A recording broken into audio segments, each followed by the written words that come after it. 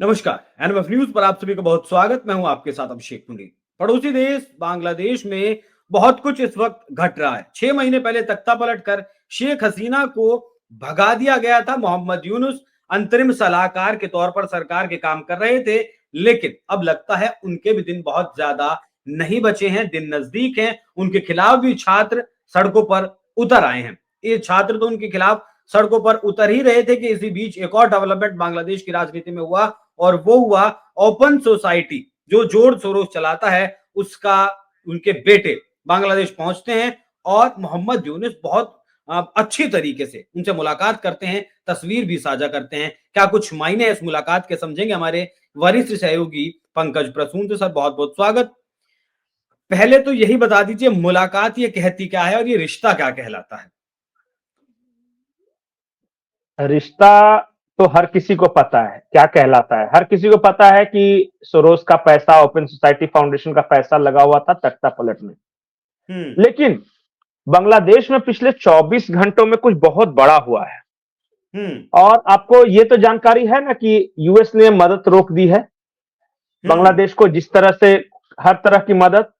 उसके बाद ये मुलाकात हुई है। भागे भागे आए हैं अलेक्जेंडर सोरोस। अभी जो जॉर्ज सोरोस है ना, वो अब बहुत बुढ़ा हो गया, बहुत ज्यादा एक्टिव नहीं है। उसका सारा कामकाज उसका बेटा जो है अलेक्जेंडर सोरोस है, वो संभाल लिया।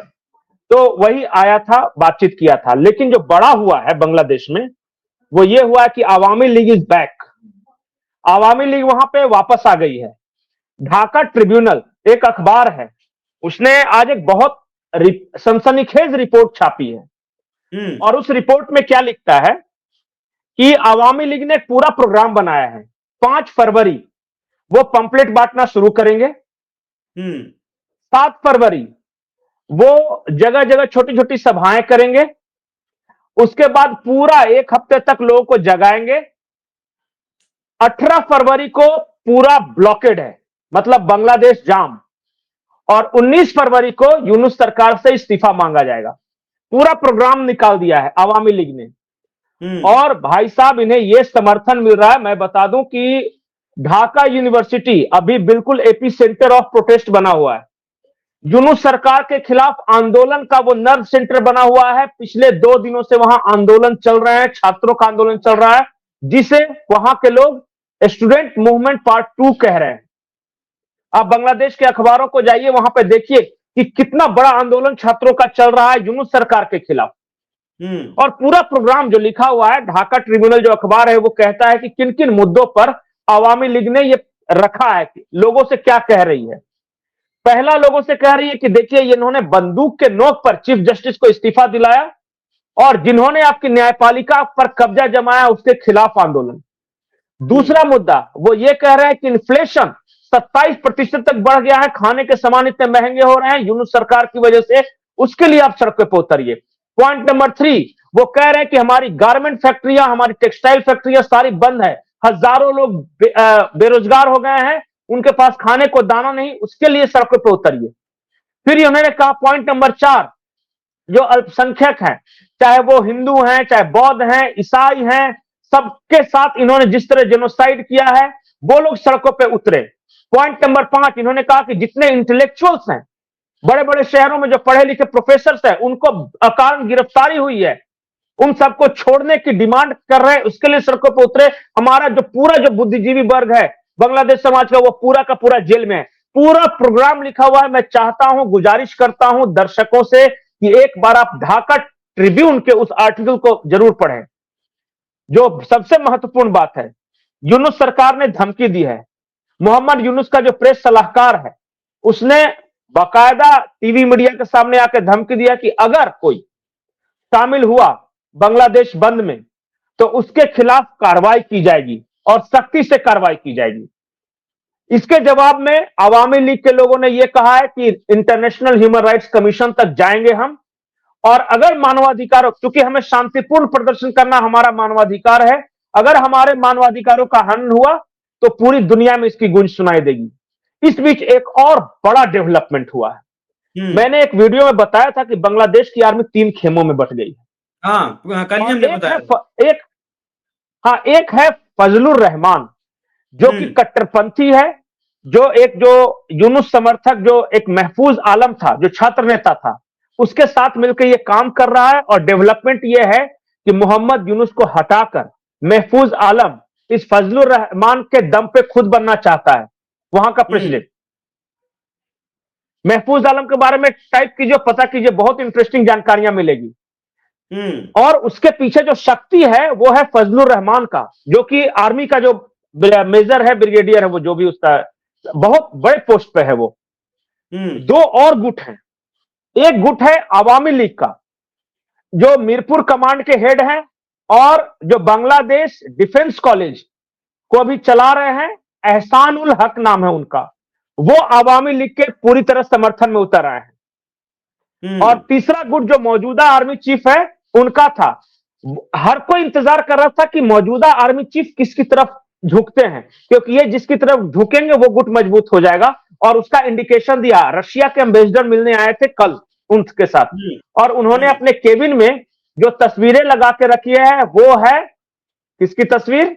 शेख हसीना के फादर बंग बंधु मुजीबुर रहमान की तस्वीर लगा के रखी। यही इंडिकेशन है कि वो मुजीबुर रहमान को मानने लगे हैं और दोबारा वो शेख हसीना के पाले में चले गए हैं। तो एहसानुल हक और जो अभी जो आर्मी चीफ है वो एक गुट में, फजलुर रहमान दूसरा गुट में। और दोनों समझिए, ये मीरपुर जो डिवीजन है सबसे बड़ा डिवीजन है बांग्लादेश आर्मी का, और वो मीरपुर डिवीजन के कमांडिंग ऑफिसर है एहसानुल हक। और दूसरी बात, ये जो बांग्लादेश डिफेंस एकेडमी है उसको भी ये चला रहे हैं, जहां अफसर सारे हैं मौजूद। तो सोचिए कि बांग्लादेश में क्या स्थिति है। मैंने बार बार एक वीडियो में हमेशा कहा है और कई वीडियो में इस बात को रिपीट किया है कि जुलाई लास्ट या अगस्त, अब जो आवामी लीग का जो पूरा कार्यक्रम है वो देख लीजिए, फरवरी की शुरुआत से ये पूरा आंदोलन शुरू होगा। वो तो देख लिया, लेकिन सोरोस के बेटे से अब क्या मतलब, क्या उम्मीदें की जाएं? अब मिलने का फायदा क्या मांग रहे हैं? नहीं, फंड मांग रहे हैं। देखिए, ओपन सोसाइटी फाउंडेशन से, अच्छा एक चीज आपने गौर किया, जो यूएस एड डिपार्टमेंट से जो मदद मिलती थी जो पूरी दुनिया को, वो कैसे जाती थी मदद, उन देशों तक कैसे पहुंचती थी? कभी सोचा है?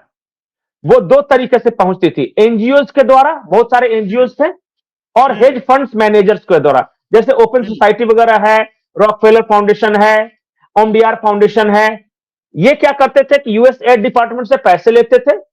जैसे ओपन सोसाइटी फाउंडेशन का मैं उदाहरण बताता हूं कि ये यूएस एड डिपार्टमेंट से पैसा लिया और दुनिया भर में फैले अपने एनजीओ को बांटना शुरू कर दिया। और भारत में वही करे। भारत में कम से कम सैकड़ों की संख्या में एनजीओ ऐसे हैं जो ओपन सोसाइटी फाउंडेशन से पैसे लेते थे। अब जो यूएस एड डिपार्टमेंट ने पैसा रोक दिया है तो वो पैसा इन्हें भी नहीं मिल पा रहा है, और इन्हें नहीं मिल पा रहा है तो आगे भी नहीं दे रहे हैं। तो एनजीओ हजारों नहीं, पूरी दुनिया में लाखों की संख्या में ऐसे एनजीओ हैं जो पैसे के अभाव में सुप्त हो गए, स्लीपर सेल, हमेशा के लिए सो गए।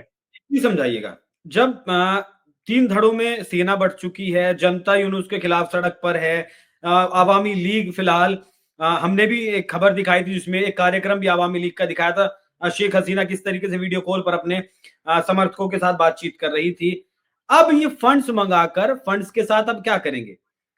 जब इनके हाथ से बात निकल चुकी है तो फंड्स का करेंगे क्या? नहीं, इनका जो पूरा तख्ता पलट हुआ था ना, वो पैसों के दम पे ही हुआ था। पैसे मिले थे और हथियार मिले थे। और इनमें पार्टिसिपेंट्स कौन थे, ध्यान से सुनिएगा। इनमें पार्टिसिपेंट्स वैसे स्टूडेंट्स के ऑर्गेनाइजेशन थे जो कुछ दिन पहले ट्रेनिंग लेकर आए थे बाहर, और ये कहा जा रहा है कि चाइना ने इन्हें ट्रेनिंग दी थी और वहां से पैसे लेकर आए थे। दूसरे वो गुट थे जो कि 1947 में बिहार और यूपी से पलायन करके बांग्लादेश में गए थे। लेकिन जब बांग्लादेश आजाद हुआ तो ये लोग उर्दू स्पीकिंग है, याद रखिए। तो बांग्ला भाषियों ने अपने अलग देश तो आजाद करवा लिया, लेकिन इन लोगों का क्या हुआ? इन लोगों की संख्या करीब 5 लाख के आसपास है, जो कि बांग्लादेश में बंगाली भाषा है, लेकिन ये उर्दू बोलने वाले जो मुसलमान है ना 5 लाख, जो चित्तगोंग में बसे हुए हैं, वो सब है। इन लोगों को वहां कहा जाता है इंट्रैप्ड सिटीजन्स ऑफ बांग्लादेश, मतलब फंस गए हैं बांग्लादेश में। भागना था वेस्ट पाकिस्तान, उस वक्त तो ईस्ट वेस्ट था, तो जो बिहार के थे या पूर्वांचल के थे तो उनमें से बहुत सारे लोग चले गए थे बांग्लादेश की तरफ, मतलब ईस्ट पाकिस्तान की तरफ चले गए थे। अब उस वक्त तो ये पाकिस्तान में भागे, लेकिन पाकिस्तान अलग हो गया तो ये तो वहां फंस गए। और बांग्लादेश के आजादी के संग्राम में भी इन लोगों ने पाकिस्तानी फौज को मदद दी थी, उर्दू के नाम पर। तो वो लोग थे, दूसरा गुट ये था। तीसरा गुट था जमाते इस्लामी का, वैसे कट्टरपंथी मौलाना जो कि उस वक्त भी नहीं चाहते थे कि बांग्लादेश अलग राष्ट्र बने, क्योंकि वो इस्लाम इस्लाम के नाम पर एक राष्ट्र चाहते थे कि भाई जब मुस्लिम के नाम पे एक देश बना है और टूट जाएगा तो फिर तो पूरा कॉन्सेप्ट ही डिस्ट्रॉय हो जाएगा। तो ये वैसे लोग थे जो पाकिस्तान परस्त लोग थे। इसलिए जैसे ही ये सत्ता में आए तो अब देखिएगा कि चाहे हुजी हो या हरकत उल अंसार बांग्लादेश हो या ये जो पाकिस्तानी उर्दू स्पीकिंग मुसलमान है, ये सारा तांडव करना इन्होंने शुरू कर दिया। नफरत तो अंदर भरी हुई है ना हिंदुओं के प्रति, चाहे 1947 के वो जो बैगेज लेके चल रहे हैं, या जो इस्लामिक संगठन है, जमात इस्लामी है, हुजी है, हरकत उल अंसार बांग्लादेश है, ये सारे इस्लामिक संगठन। और वो जो छात्र आए थे वो आगे किया छात्रों को, लेकिन पीछे शक्ति थी ये, और उस वक्त बाहर से पैसे मिल रहे थे तो इसलिए कर दिया। अब क्या हुए कि इनके डर से कुछ दिनों के लिए तो, चूंकि शेख हसीना तो चली आई बाहर, तो आवामी लीग के कार्यकर्ता अंडरग्राउंड हो गए और ये लोग ढूंढ ढूंढ के मार रहे थे उन्हें। तो उस वक्त चुपचाप बेचारे थे। धीरे धीरे धीरे धीरे वो रीऑर्गेनाइज होने लगे। और मुझे जो जानकारी है, शेख हसीना ने जो पिछले 1 महीने में 2 बड़े काम किए हैं। एक तो जो विदेश में जितने बांग्लादेशी रहते हैं उन सबसे संपर्क किया है, जो कि प्रभावशाली है। उन लोगों को बोला है कि तुम्हारा देश तुम्हें पुकार रहा है, तुम अगर आ नहीं सकते तो फंड्स का इंतजाम करो। एक काम यह किया है शेख हसीना। दूसरा यह किया है कि बांग्लादेश के हर हिस्से में उन्होंने एक आवामी लीग आर्मी फॉर्म की है, जो कि इनके कट्टर समर्थक है। उन लोगों को एक दूसरे से संपर्क में रहने को कहा है और उन लोगों को कहा है कि अलग अलग जगहों पर धीरे धीरे लोगों को मोबिलाइज करो। तीसरी बात यह है कि जो ढाका के जो बड़े बिजनेसमैन हैं, जिनके टेक्सटाइल मिल्स बंद हो गए, जिनके एक्सपोर्ट सारे बंद हो गए, इन्फ्लेशन की वजह से जो परेशान लोग हैं, उन लोगों ने फंड करना शुरू किया है आवामी लीग के कार्यकर्ताओं को वहां। और वो लोग कह रहे हैं, क्षेत्रीय पार्टियां जो छोटी मोटी पार्टियां थी वहां ना, उन्होंने सारा मिलकर एक मोर्चा बनाया है जिसका नाम है जातीय पार्टी। और जातीय पार्टी ने आवामी लीग के कार्यकर्ताओं से संपर्क किया है कि हम भी आपके साथ इस आंदोलन में कूदना चाहते हैं। और यह शह पाकर पहला जो मूवमेंट शुरू हुआ वो शुरू हुआ ढाका यूनिवर्सिटी में, क्योंकि तख्ता पलट का मूवमेंट ढाका यूनिवर्सिटी से शुरू हुआ था। तो एक अब्दुल रहमान वहां छात्र नेता है, उसने 7 यूनिवर्सिटी के स्टूडेंट से संपर्क किया और 7 यूनिवर्सिटी के स्टूडेंट्स पहुंचे ढाका यूनिवर्सिटी में। और जो इसका जो आदमी था, यूनुस का आदमी था, उसका नाम था हिकमत, एच से कुछ नाम है, वो इस आंदोलन का खिलाफत करने पहुंचा पुलिस को लेके। इसके बावजूद पुलिस को भागना पड़ा, उसकी जम के पिटाई हुई है। आप बहुत सारे वीडियो में देखिएगा, हसनुल या इस तरह करके उस लड़के का नाम है, जो कि यूनुस का समर्थक वहां का था। हाँ, जो भी उसका नाम है वो एग्जैक्ट याद नहीं कर पा रहा। तो उसे पीट के पहले दिन भगाया है और उसके बाद से लगातार आंदोलन चालू है। आप देखिएगा रोज बांग्लादेश से वीडियो आ रहे। छात्रों का आंदोलन तो शुरू हो गया जो वहां शुरू हुआ था। अब देखिएगा फरवरी से इसमें आवामी लीग के कार्यकर्ता कूदेंगे और बड़े कारोबारी आएंगे और इंटेलेक्चुअल्स को छोड़ने की मांग की जा रही है। जिन इंटेलेक्चुअल्स को, ब्लॉगर्स को इन्होंने कैद करके रखा है फ्री स्पीच नहीं करने के नाम पे। नतीजे पे क्या पहुंचे? नतीजा तो मैं बार बार बोल रहा हूं, फरवरी से ही आंदोलन शुरू होगा।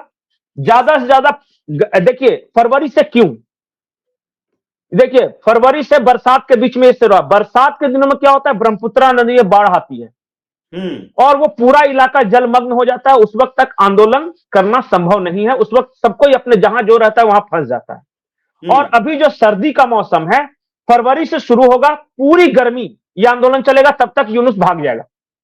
और मुझे तो कभी कभी ये शक होता है कहीं ऐसा तो नहीं कि यूनुस आज से ही कोई प्लान बी पे काम कर रहा है, क्योंकि हाल के दिनों में उसने अपनी एक्टिविटी कम कर दी है और विदेशी लोगों से ज्यादा मिल रहा है, बांग्लादेश के अपने लोगों से कम। हाँ, रशिया के एम्बेसडर से मिला है, उसके बाद जॉर्ज सोरोस के बेटे से मिला है, पाकिस्तानी जनरल से मिला है। और मुझे जो जानकारी है, मैं बहुत इंपॉर्टेंट जानकारी दे रहा हूं आपको, वो दुबई भागने के चक्कर में दुबई में सेटल होने की कोशिश कर रहा है। और इस सिलसिले में उसने दुबई के प्रिंस से मुलाकात की थी दावोस में। और आईएसआई के जो अफसर है वो फैसिलिटेट कर रहे हैं इस चीज को। पाकिस्तान से भी जो भागता है, याद रखिएगा दुबई में ही उसका फर्स्ट, दुबई में रहता है, नहीं तो लंदन भागता है, तो वो फैसिलिटेट कर रहे हैं। आखिरी और महत्वपूर्ण बात मैं आपको बता रहा हूं, जब बांग्लादेश में तख्ता पलट हुआ, शेख हसीना भागी, तो वहां बहुत सारे एजेंट्स, हमारे जो डीप एसेट्स हैं जो हमने क्रिएट किया है, वो कहीं नहीं गए, वो बांग्लादेश में मौजूद है। आप बांग्लादेश के एयरपोर्ट पे चले जाइए, वहां के रेलवे स्टेशन पे चले जाइए, सार्वजनिक बाजारों में चले जाइए, उन्होंने बहुत अच्छा नेटवर्क तैयार करके रखा था शेख हसीना के समय से ही। शेख हसीना भागी, लेकिन हमारे डीप एसेट्स आज भी वहीं पे मौजूद है। जिन्होंने आईएसआई तो के पूरे समझ जाए, प्लान की जो है जानकारी हिंदुस्तान तक पहुंच आज आई। हाँ, आज आईएसआई के अफसर पहुंचते नहीं है बांग्लादेश में, हिंदुस्तान सरकार को बहुत पहले पता चल जाता है। कि आईएसआई के कौन सी अफसर उल्फा फ्लाइट के है, विरोधियों कितने से, आदमी हैं, क्या लेकर हाँ, आए हैं, क्या लेकर गए हैं। सारा सारा डिटेल्स वो उल्फा के विरोधियों से मिलते नहीं, उससे पहले यहाँ के मीडिया में हर किसी को पता चल जाता है कि वो मिलने जाने वाले हैं। उनका हथियार का जो पहला शिपमेंट है, उससे पहले हमें पता था कि कहां उतरेगा, किस जहाज से आ रहा है, किस चीज में छुपा कितना कर लाया जा हथियार रहा है। है, वो सब पता है, वो सब हाँ, पता है। इसलिए मैंने ये कहा है कि आईएसआई वालों का आज संपर्क हुआ है यूनुस से। हम तो वहां 1972 के बाद से लगातार बैठे हुए हैं। ठीक है। तो तो बेटा, मतलब थोड़ा यही मान, कायदे में रहोगे तो फायदे में रहोगे। या हम ये मान लिया जाए कि आने वाली जो गर्मियां हैं, जैसा आप कहते हैं कि जुलाई अगस्त सितंबर तक एक बार फिर से बांग्लादेश में तख्ता पलट होगा, या फिर सरकार बरसात के पहले, बरसात के बरसात से पहले, पहले, बरसात के मतलब पहले आने वाले भागेगा। 4-5 महीनों में एक बार फिर से शेख हसीना बांग्लादेश जाने वाली है। डोनाल्ड ट्रंप का अमेरिका से साथ मिल ही रहा है, जिस तरीके से यूएस एड बंद हुई है। जी, आखिरी आखिरी बात, अमेरिका ने शेख हसीना से बातचीत की है, और ट्रंप से तो टेलीफोन पे 2 बार बातचीत हुई है, वो आपको पता है। लेकिन भारत ने फैसिलिटेट किया है शेख हसीना को, वहां सेक्रेटरी ऑफ स्टेट से भी बात हुई है, और अमेरिकी जो नई अमेरिकी प्रशासन, उससे बड़े लोगों के साथ शेख हसीना से टेलीफोनिक कन्वर्सेशन हुआ है। अमेरिका ने मदद का भरोसा दिया है, कहा है लोकतंत्र की स्थापना में मदद करेंगे, और शेख हसीना ने कहा है कि बदले में आप ढाका में अमेरिका का एक बहुत अच्छा दोस्त पाइएगा। तो ये एक बड़ा डेवलपमेंट है, ये खबर भी आ जाएगी। अच्छा बताइए कि अगर आईएसआई के बड़े अधिकारी उड़ते हैं तो हमें यह पता होता है कि वो दुबई में गए हैं, ये पता होता है संयुक्त अरब अमीरात की फ्लाइट संख्या इतना पकड़ के ये उनका टिकट तक हमारे पास होता है, वो जो एक्टिविटी कर रहे हैं यूनुस पता नहीं है। तो सोचिए कि हमारे एसेट्स कहां कहां है। दुबई में भी हमारे एसेट्स हैं, हमारे एसेट्स बांग्ला ढाका में भी हैं, और पाकिस्तान में भी है। पाकिस्तान में नहीं होते तो घुस के अज्ञात बंदूकधारी उनका सफाया नहीं कर रहे होते। बिल्कुल यही तो चीज जो है फिलहाल कमा रहा है हिंदुस्तान, जो उससे पहले उसने नहीं कमाई थी। हमारे खिलाफ क्या साजिश हमारे पड़ोसी या फिर बाहर के देश हमारे खिलाफ रच रहे हैं, कौन हमारे बारे में क्या सोचता है, ये हमें पता होना चाहिए। और फिलहाल भारत इस दिशा में लगातार काम कर रहा है। बांग्लादेश का अब ऊपर वाला ही मालिक है, क्या कुछ होगा, लेकिन इतना जरूर है कि यूनुस खान बहुत ज्यादा दिनों तक बांग्लादेश में रहने वाले नहीं है। एक बात तो मैं कहना भूल ही गया, जी जी एक जी बात जी। तो कहना भूल गया, बांग्लादेश में भारत के खिलाफ नैरेटिव फैलाने वाले जो जितने लोग थे, उनके ट्विटर्स बड़े पैमाने पर सस्पेंड किए गए हैं। मैं 2-4 ट्विटर अकाउंट जो रेगुलर हिंदुओं के खिलाफ, भारत के खिलाफ बोल रहे थे, अकाउंट सस्पेंडेड उनका आ रहा है। तो हो सकता है एलन मस्क साहब अपनी भूमिका निभा रहे होंगे। वो अमेरिका से भी जो है सारा नैरेटिव जो बिल्डअप होता है, वो होता तो अमेरिका से, या ट्विटर उनका है, यूट्यूब उनका है, फेसबुक उनका है, बहुत बड़ी भूमिका निभाते हैं वो भी। खैर अब देखना होगा कि भारत आने वाले दिनों में बांग्लादेश को लेकर क्या कुछ करता है। हालांकि बांग्लादेश की स्थिति और ज्यादा, पता नहीं कितनी ज्यादा खराब होने वाली। पंकज बहुत बहुत शुक्रिया। दर्शकों चर्चा कैसी लगी कमेंट कर जरूर बताइएगा। नमस्कार।